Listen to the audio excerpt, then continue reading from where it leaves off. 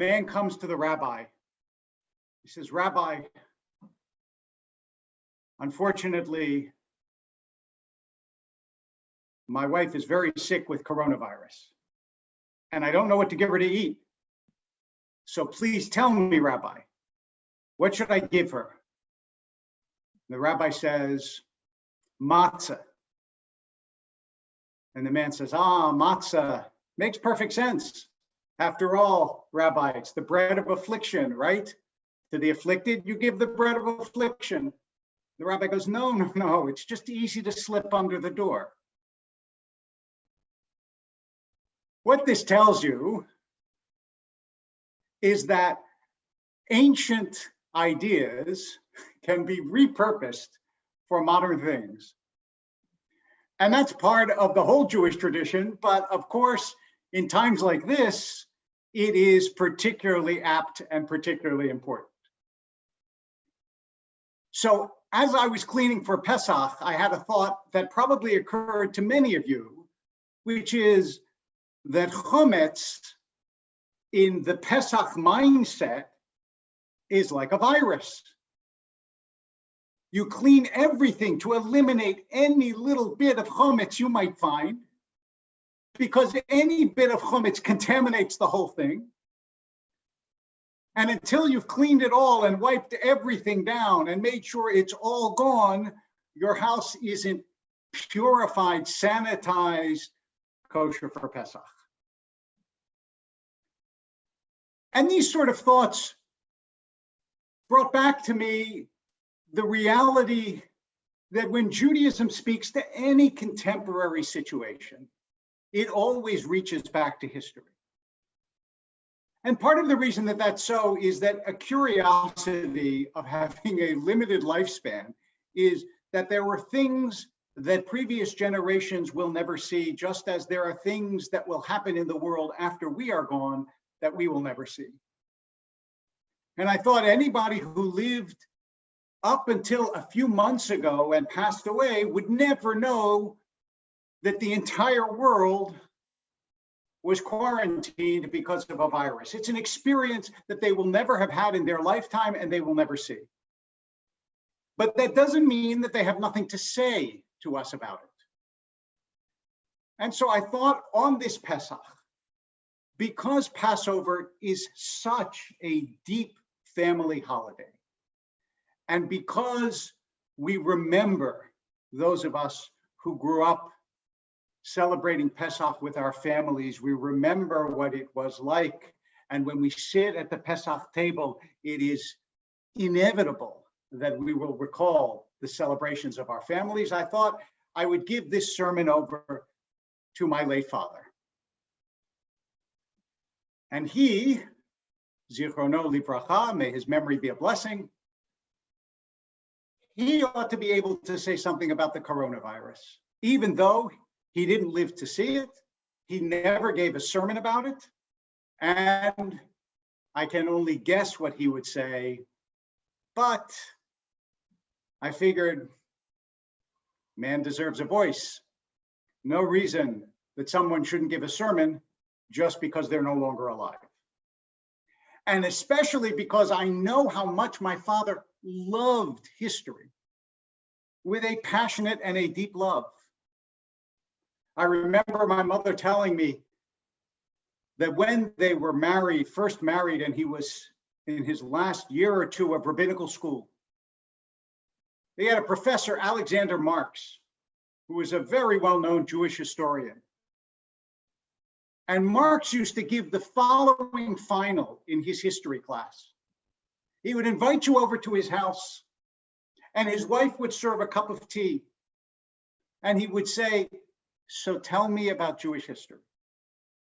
And you had to start at the beginning and tell as much as you could remember, on and on and on. And the only thing Marx would ever say, would never say you're wrong. Just every now and then he would say, are you sure? And you never knew if he was saying, are you sure, at a time that you were right or a time you were wrong. And I remember my mother telling me how proud my father was that he was the only one in his class, which included a man who went on to become a very well-known Jewish historian. He was the only one in his class that got an A. And she said that she wasn't surprised because night after night of his pacing up and down the bedroom and reciting all the facts of Jewish history, she said she could have probably gotten an A by the time the exam came around. So what would he have said from his knowledge and love of history? I thought about it a lot.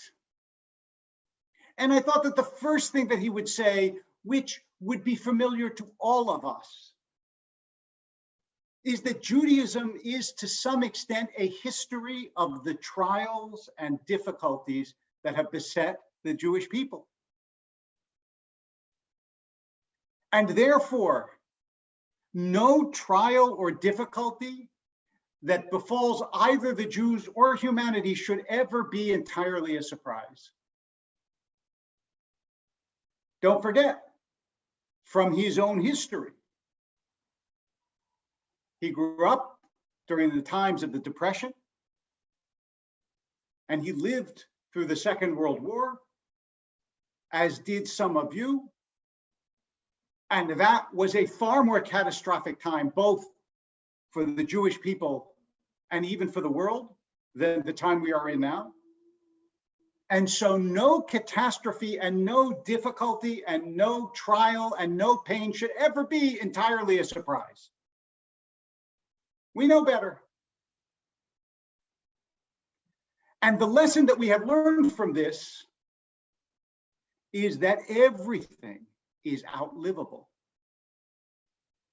That it is possible, not inevitable, but it is possible to make your way through even the most difficult of trials. Because the other thing we learn from history is it's not inevitable. One of the clear mistakes that people make, and even Jews repeat this, and you should stop it, is to say, well, the Jewish people have survived because they were persecuted. What we forget, but the student of history knows, is that a lot of people were persecuted in history, but most of them don't exist anymore. Persecution, if it guaranteed survival, would have guaranteed the survival of all the various tribes mentioned in the Torah as well, that were larger than the Jewish people, and that were also in wars, and that were also sometimes hated, and also fought, and also, unlike the Jews, are gone. The question is what you do with what happens to you. And again, the Jewish people have managed, by will and faith and action all together, to survive the various sorts of catastrophes that have befallen us. And in that, we have certain lessons to teach the world. And I think that my father would say that from the history of the Jewish people, there are some lessons that he has learned also in his own life and in his study of our people that really matter. One of them, which is crucial and is embodied in the messianic belief in opening the door for Eliyahu, is that things will get better. That when, even in the camps, Jews wrote Ani Ma'amin, and they sang that song, Ani Ma'amin be'emunah shlema, I believe with a perfect faith, which goes back to the Rambam, to Maimonides, B'viat HaMashiach, in the coming of the Messiah, Ve'afal pi she'yitmamea, and even though the Messiah delays, im kol zeh ani ma'amin, even so I believe. That certainty that where we are is not where we will always be, that is a core lesson of Jewish history. Yetziat Mitzrayim. That is exactly what we are supposed to learn from the Exodus, that you may be enslaved, you may be confined, you may be unhappy, you may be hurt, you may be sad, but that doesn't mean that you will stay there. That circumstances can be transcended, can be overcome. Perhaps not today, maybe not even tomorrow, but soon.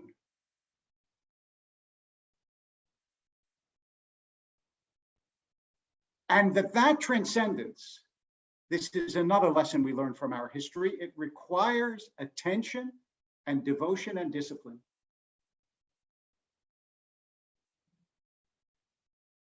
I know that my father used to talk very often about the family that came to the United States and how hard they worked and how much they did because they were determined that their future would be better than their past. Some of them worked at difficult and unpromising jobs, but they knew that there was the potential for better. I read recently in a novel by Aleph Bet Yoshua, he writes that when Israel was first starting, Ben-Gurion actually blocked television programs. Do you know why? Because he knew the people were working so hard, he wanted them to sleep. And he knew if there was TV, they would stay up and watch TV and they needed to sleep. Now that may be a little too paternalistic for you, but it reminds us also, the building of Eretz Yisrael, the immigrants who came to the United States, it was extraordinarily difficult and taxing. And all through our history, again and again and again, through our wanderings, through our expulsions, through all the plagues and pogroms of Jewish history, we were driven by an ineradicable faith that this would get better. Otherwise, we would have given up. We would have given up. And that is the other lesson that I heard my father speak about so many times from our history, which is that the future is unpredictable, but the present is actionable. I know that you cannot turn on the television or open the computer or read a newspaper or get a news source without someone telling you what will happen tomorrow and what it will be like when this is over and what it won't be like and when this will be over and when it won't be over. And I am here to tell you, nobody knows. Nobody. Someone will prove to be right because every possible guess has been made, but nobody knows. Because even when the situation is such that we are familiar with it, we can't predict tomorrow. After all, the day before this virus started to leak out all over the world, nobody said, you know what, I think there's going to be a virus pretty soon. They may have spoken in general terms that one day there could be, that we should be prepared, but nobody knew this was going to happen because the world has too many contingencies and is unpredictable. But you do know what actions help. You do know what things will ensure that whenever this is over, however this is over, the world will be better than if you didn't do certain things. Echad mi yodea, we sang last night. One I know. Shnayim mi yodea. And you go down the chain of 1, 2, 3, 4. How many things do you know for sure? And there are certain things we know for sure. How often did I hear my father say that one of the key lessons of Jewish history was that despite the fact that Jews have always fought with each other, which they always have, I know this will surprise you, but we always have. There was never a time when all Jews got along. We also always took care of each other. And that's a lesson we can teach the world. I know that my parents were deeply involved in the Soviet Jewry movement. Why? Because somewhere across the world, people they never knew were in trouble and they were Jews. So they traveled to the Soviet Union and smuggled things in and smuggled things out because you got to help. And there are people in our community and in our world, in our synagogue, and everywhere that need help. And if you want to come out of this well, you have to help them. That's not just a nice thing to do. It is a lesson of our history.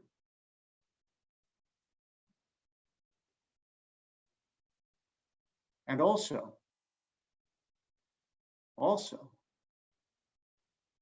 you have to keep what we have.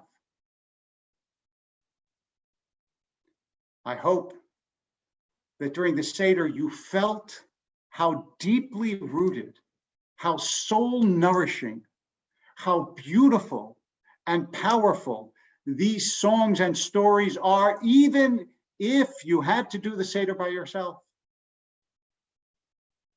How it ties you by this iron chain of history to the past.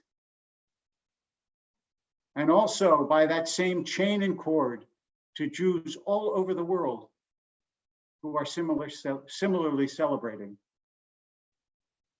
That too is a lesson. And that too comes from our mothers and fathers.